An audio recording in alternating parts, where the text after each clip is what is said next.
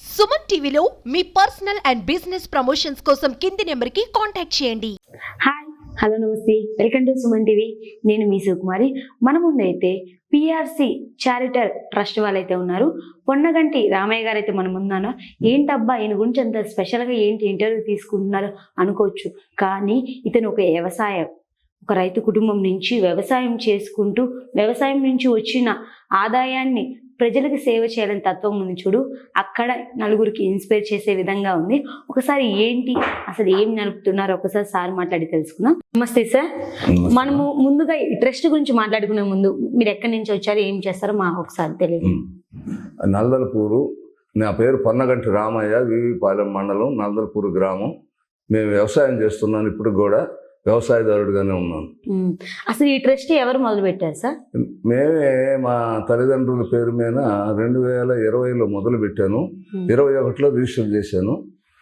20లో ఎంతో కొంత నాకు వచ్చే ఆదాయంలో కొంత సమాజ సేవ కోసం, దాంట్లో సమాజ సేవలో కూడా విద్య అంటే నాకు అపారమైన గౌరవం ఉంది. ఆ విద్య మీద ఖర్చు పెడితే బాగుంటుంది అనేటువంటి ఒక ఆలోచనతో ఈ ట్రస్ట్ నిర్మించాము. అంటే మీరు చదువుకున్నారు? నేను చదువుకున్నాను 7th ఫారం దాకా.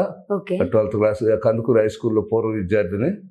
ఇందాక ఆ స్కూల్లో ఆ విధంగా చదువుకొని, ఆ చదువుతోనే ఈ పిల్లలు డెవలప్ అయితే దేశం డెవలప్ అవుతుంది అనేటువంటి కాన్సెప్ట్ తోటి నాకున్న కొద్ది ఆదాయంలో నేను ఉడతా భక్తిగా తల్లిదండ్రులు లేని పిల్లల్ని తీసుకొని వారికి చేయూతగా ఉందామనేటువంటి ఉద్దేశంతో ట్రస్ట్ నిర్మించాం. అంటే మీ పిల్లలు ఏం చేస్తారు? మా పిల్లలు, నాకు 4 పిల్లలమ్మ. 4, 2 అమ్మాయిలు 2 అబ్బాయిలు. ఒక అమ్మాయి ఒక అబ్బాయి యుఎస్ఏలో ఉన్నారు. ఒక అబ్బాయి రెడ్డి ల్యాబ్స్లో పనిచేస్తున్నాడు. వాళ్ళు కూడా హెల్ప్ చేస్తూ ఉంటారా ఇలా? వాళ్ళు మాకు అంటే ఇప్పటికి ఇంకా వాళ్ళని అడగలేదు. నేను నా వ్యవసాయం మీద వచ్చిన దాంతోనే నేను ఈ ట్రస్ట్ నడుపుకుంటున్నాను. ఇప్పటికి కూడా వ్యవసాయం చేసుకుంటున్నాను. వ్యవసాయం ఇప్పుడు కూడా నేను వ్యవసాయం చేస్తున్నాను. ఎన్ని ఎకరాలు ఉన్నాయి పొలాలు? నాకు 25 ఎకరాల పొలం ఉందమ్మా. నాకు 2 బేరంలు ఉన్నాయి. వ్యవసాయం 7 పొగాకు రైతుగా వేశాను. ఈ సంవత్సరం కూడా పొగాకులు కొంచెం బాగానే మిగిలింది నాకు. దాంట్లో నుంచి సేవా కార్యక్రమం చేయాలనే ఆలోచనతో ఈ ట్రస్ట్ మేనేజర్గా హనుమంతరావు గారిని నియమించాను. ఆయన రిటైర్డ్ టీచరు. ఆయన తిరిగి ఈ తల్లిదండ్రులు లేని పిల్లల్ని వీళ్ళందరినీ తిరిగి సేకరిస్తాడు. ఆయన సేకరించిన తర్వాత మా ట్రస్ట్ ద్వారా వాళ్ళకి కావాల్సిన హెల్ప్ హెడ్ మాస్టర్ని వాళ్ళని అడిగి చేస్తున్నాము. అంటే ఓన్లీ కందుకూరు వరకేనా? ఎక్కడైనా అన్ని దిక్కులు. ఎక్కడంటే కందుకూరు ఫస్ట్ ఎడ్యుకేషన్ కాబట్టి టీఆర్ఆర్ గవర్నమెంట్ కాలేజీలో ఫస్ట్ అవకాశం ఇచ్చారు. అక్కడ వాళ్ళకి చేసాము. అంటే వాళ్ళు కాంపిటీషన్ బుక్స్ అట్లాంటివన్నీ ఇవ్వటం జరిగింది. ముందుగానే అడుగుతారు ఏం కావాలి, అదేం కావాలని పిల్లల్ని, వాళ్ళ టీచర్స్ని వాళ్ళకి ఏం కావాలి అనేది అడుగుతాము. ఎక్కువగా తల్లిదండ్రులు లేని పిల్లల్ని, అసలు ఇద్దరు లేకపోతే కొంత ఫైనాన్స్ కూడా చేస్తున్నాం వాళ్ళకి. ఎందుకంటే ఆ పిల్లలు సాకే వాళ్ళకి భారం కాకూడదనే ఉద్దేశం. తల్లిదండ్రులు లేని పిల్లలకు చదువు ఎందుకు లేని అనుకుంటారని ఆ పిల్లలకి మేము కొంచెం చేయూతిస్తామమ్మా, మీకు ఎలాంటి ఇబ్బంది లేదని కొంచెం వాళ్ళకి సపోర్ట్ చేయడానికి ఈ ట్రస్ట్ ముఖ్య ఉద్దేశం. ఆ విధంగా చేస్తున్నాము. మీ ద్వారా కూడా అలాంటి తెలియజేస్తే ఇవ్వటానికి సిద్ధంగా ఉన్నాము. ఎందుకంటే నాకున్న దాంట్లో నేను దాతనని చెప్పను.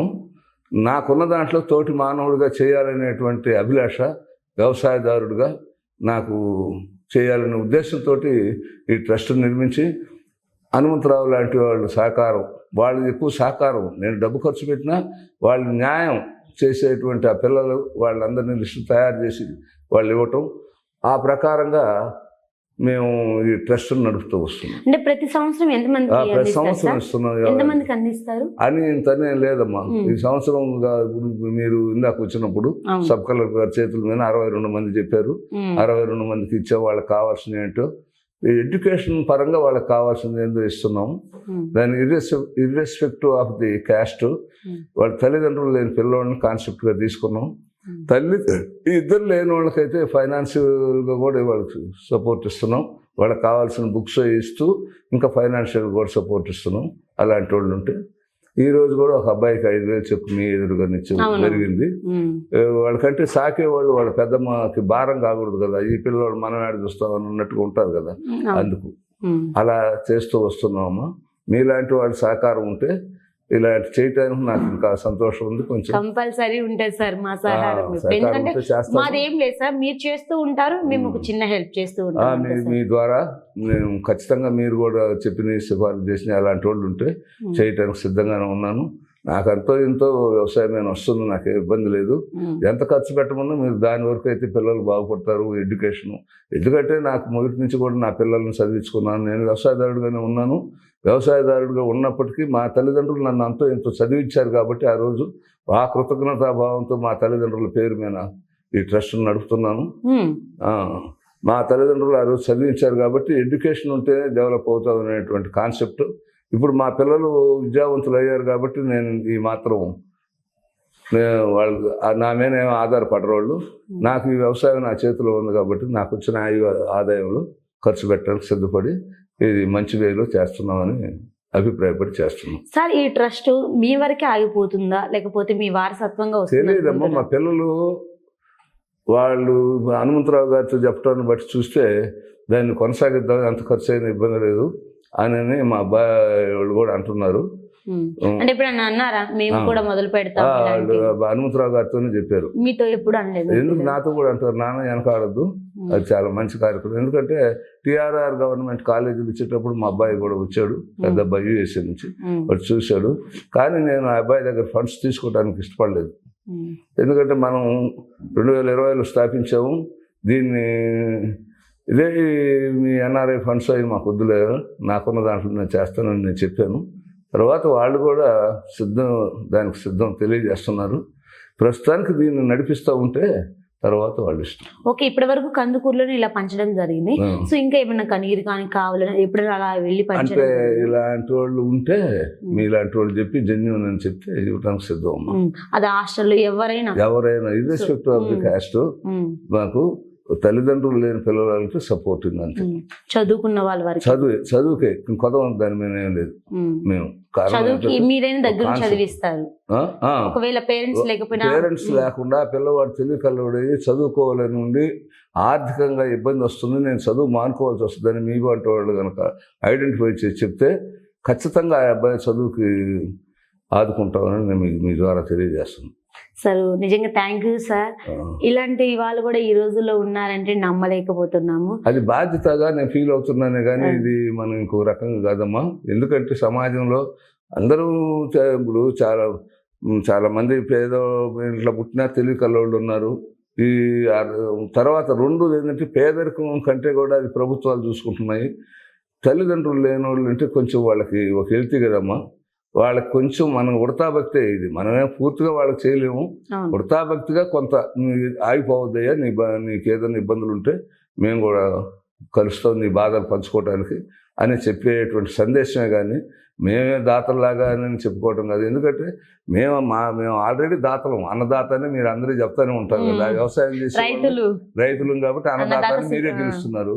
మాకు అదనంగా దాతలు కావాల్సిన అవసరం లేదు. కాబట్టి నేను వ్యవసాయదారుడిగా ఉండి ఇది సాగించాలనేది నా ఉద్దేశం అమ్మ. సాగిస్తున్నాను ప్రస్తుతానికి. మా పిల్లలు కూడా నాకు సహకరిస్తారని నమ్మకం ఉంది. భవిష్యత్తులో దీన్ని బయటకు తీసుకొస్తారని. అయితే మనం ఏంటంటే మనం పెట్టేది వాళ్ళకి ఎంత ఉపయోగపడుతుంది అనేది ఒకటే మీలాంటి వాళ్ళు చేయాల్సిన పని. దానికి వెనక లేదమ్మా. మీరు వాళ్ళు జెన్యూన్ పర్సన్స్ అయితే ఖచ్చితంగా ఇబ్బంది ఏం లేదమ్మా ట్రస్ట్కి. నాకు ఎందుకంటే నాకు వచ్చే ఐవాజ్ ఉంది, నాకు వెనక ముందు ఖర్చులు లేవు. నేను ఖచ్చితంగా దీనికి ఎంతైనా పెట్టడానికి సిద్ధంగానే ఉన్నాను. అదే అది న్యాయంగా జరిగేది కావాలి. వాళ్ళు ఖచ్చితంగా పిల్లలకు భవిష్యత్తులో ఉపయోగపడితే మనం పెట్టే 100 మందిలో ఒకడన్నా బాగుపడ్డా కానీ నాకు అది సంతోషం. అది ఒక కాన్సెప్ట్ తోటే బయలుదేరామమ్మా. ఇది ఇంకొక ఉద్దేశం కాదు. సో నిజంగా సార్ మేము పిలవగానే ఇక్కడికి వచ్చి మాకు టైంని స్పెండ్ చేసి మాతో మాట్లాడేందుకు థ్యాంక్ యూ సార్. చాలా సంతోషం అమ్మా. మీలాంటి వాళ్ళు కూడా ఈ ట్రస్ట్కి ఉన్నాళ్ళు మార్గదర్శకులు. ఎందుకంటే మీరు అన్ని విధాలు శోధిస్తారు. వారికి ఖచ్చితంగా అవసరం ఉందని తాతయ్య అని మీరు చెప్తే ఖచ్చితంగా నేను ఆ మాటను మిమ్మల్ని ఎప్పుడు లిప్లో తీసుకుంటాను. చేయండి అమ్మ. తల్లిదండ్రులు లేని పిల్లలు చదువుకోవాలని, చదువు ఆర్థికంగా ఆటంకం అవుతుందని అనుకున్న వాళ్ళు చెప్పే ఈ నెంబర్కి ఫోన్ చేయండి. మా ట్రస్ట్ ద్వారా వీలైనంత వరకు మేము మా శక్తి కొలది సహాయం చేయడానికి ముందుకు వస్తామని చెప్తున్నాం. 9848443124 ఈ నెంబర్కి చేసి అడిగితే దాన్ని చేస్తాం. సో కంపల్సరీ మీరు ఎవరైనా చదువుకునే ఇంట్రెస్ట్ ఉండి పేరెంట్స్ లేకపోతే కంపల్సరీ ఆ నెంబర్కి కాల్ చేయండి. సో సార్ వాళ్ళైతే రెస్పాండ్ అయ్యి మిమ్మల్ని చదివిస్తారు. అంటే తాతని ఈ సార్ నుంచి ఈ తరం మారాలని చెప్పి మేము కూడా కోరుకుంటున్నాం. ఎందుకంటే పెద్దవాళ్ళైనా ముందుకు వచ్చి నేను పిల్లల్ని చదివిస్తాను, నాకు చాలా ఇష్టం, సో ఎవరినైనా నేను చదివిస్తానని చెప్పి ముందుకు వచ్చారు. సో ఇలాంటి వాళ్ళకి సపోర్ట్ చేయండి ప్రతి ఒక్కరు. సో ఇంకెందుకు చూస్తూ ఉండండి మరిన్ని వీడియోస్ కోసం మీ సుమన్ టీవీ. కెమెరామెన్ రాజాతో నేను మీ సుకుమారి.